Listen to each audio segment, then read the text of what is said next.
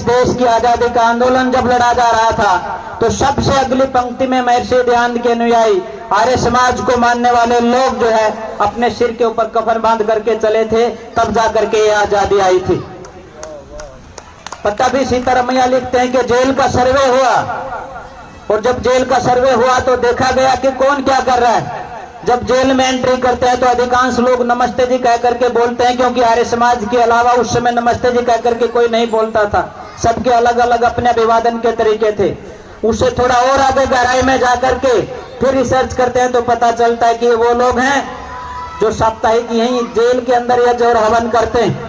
उससे भी आगे जब चलते हैं तो उनके सिराने पर सत्यार्थ प्रकाश पाए जाते हैं, और सत्यार्थ प्रकाश का मतलब था आजादी के आंदोलन के वो पन्ने जो आर्य समाज के कार्यकर्ताओं ने अपने खून से सींचे थे, वो स्वर्णिम पन्ने जिनका एक एक पन्ना साक्षी आर्य समाज के उन कार्यकर्ताओं का, जिनकी बदौलत यह देश आजाद हुआ।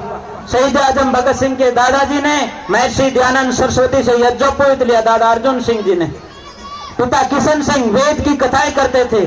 चाचा अजीत सिंह और लाला लाजपत राय 1907 में पगड़ी संभाल जट्टा पगड़ी संभाल का नारा दिया और अंग्रेजों के 3 कृषि के काले कानूनों के खिलाफ एक बगावत की। उससे थोड़ा आगे बढ़ते इसी प्रकार का कार्यक्रम चलता है शाहजहांपुर में।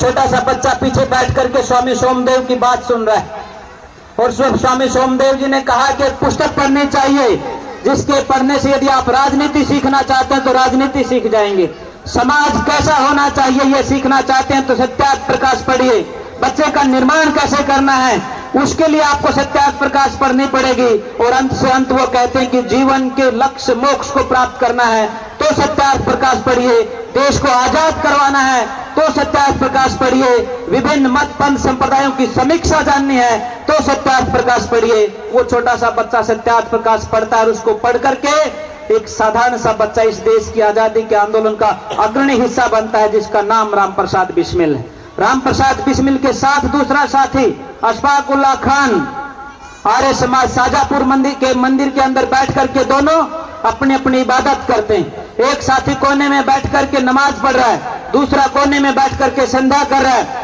एक दूसरे से कोई दिक्कत नहीं, परंतु जब बात देश की आती है, देश को आजाद करवाने की आती है, तो दोनों के दोनों साथी मैं इससे पहले फांसी के फंदे को चूमूंगा, ये उनमें जो है एक दूसरे के साथ जो है ये कंपटीशन हो जाता है। ये आर्य समाज की देन।